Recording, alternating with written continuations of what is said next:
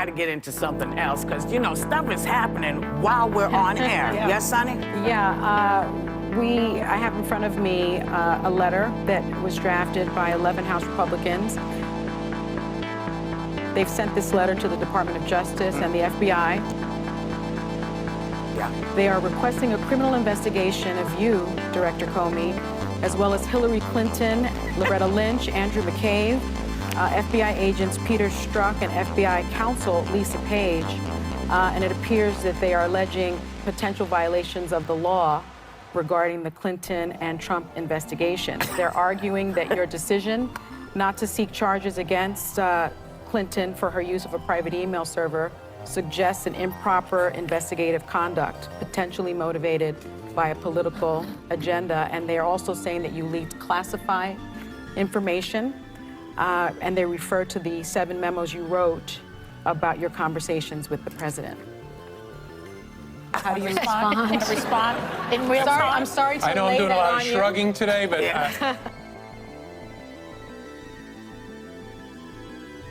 I haven't read it. I don't know what to make of it. It seems they've been saying that stuff since the Clinton email investigation.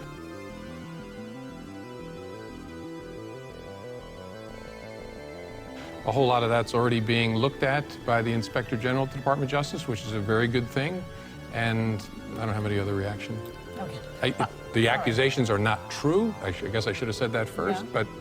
but that's okay.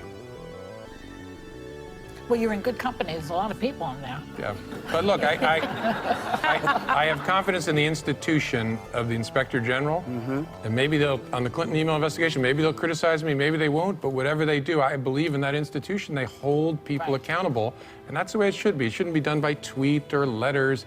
Let's let the institution do its work. Well, let me criticize you on the Clinton, Okay, good. the Hillary Clinton investigation, because you said that you reopened the investigation into Hillary's private email server 11 days before the election because, quote unquote, I was operating in a world where Hillary Clinton was going to beat Donald Trump. Now, should the FBI have taken it upon himself, on yourself, to guess who was going to win? I mean, that seems out of your purview. Like, you know, oh, well, I'm listening to polls and therefore this is how I'm going to behave. That doesn't sound right to me. Yeah, no, and it's right. If that was what I did, I would have that same concern.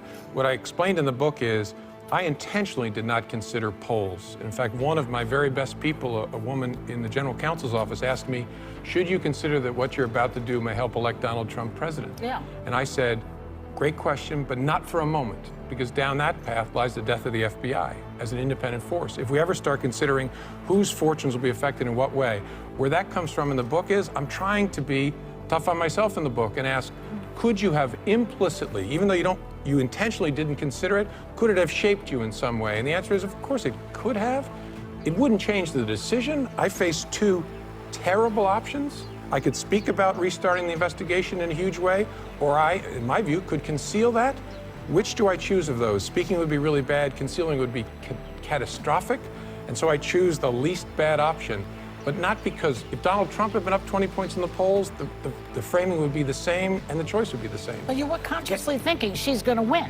No, I don't remember that. What I'm asking in the book is... Isn't that what you said to George Stephanopoulos? Well, what I said in George Stephanopoulos, I think, is everyone was assuming she was going to be elected president. I intentionally didn't think about that, but because it was part of the air, could that have shaped my thinking? Because it was just an underlying assumption. And the honest answer is, of course it could have. I intentionally remember not thinking about that, but of course it could. I'd be a fool to say it couldn't have had any impact on me. But the most important thing is, the answer would be the same. In my view, reasonable people can disagree. You have to speak in that situation, even though that sucks, because not speaking would be a fraud on the American people and concealing a lie.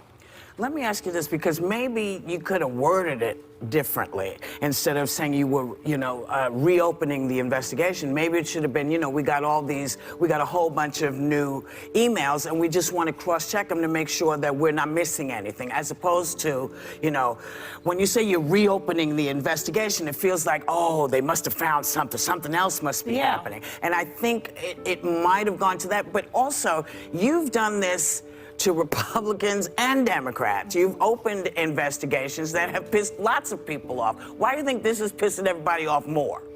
Because you've pissed a lot. I mean, in listening to the book and remembering all of the presidents you served, you know, the Bushes were not happy with you at certain points. You know, why is everybody now more? Have you changed how you've done stuff? I don't think so. I think there's a unique level of partisan division in our country, far greater than when I served in the Bush administration, and I think that is in part the explanation for the anger. People assume in our country, not all people, but most partisans assume everybody's on a side. And so they look at my actions, and every one of my actions they view through whose side is he on, whose team is he on, which is why the Clinton people are mad at me and the Trump people. Both can't be true. I can't be on Trump's side and Clinton's side, but the truth is, I really worked hard not to be on anybody's side, but that, in today's America, that's confusing and infuriating. And the other problem is, there was no opportunity to lay out, as I've tried to do in the book, look, here's what we thought about. Even if you think we're wrong, here's how we made that decision.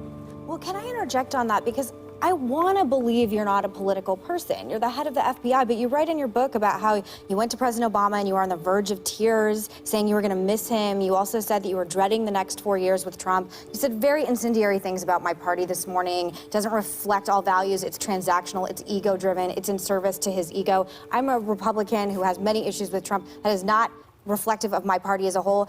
The big issue I have is I don't want to know your politics. And a lot of the things you're saying and doing are highly political. And I just don't understand what you gain trying to sort of clear the deck here by bringing things like this up. I haven't read it. I don't know what to make of it. I haven't read it. I don't know what to make of it.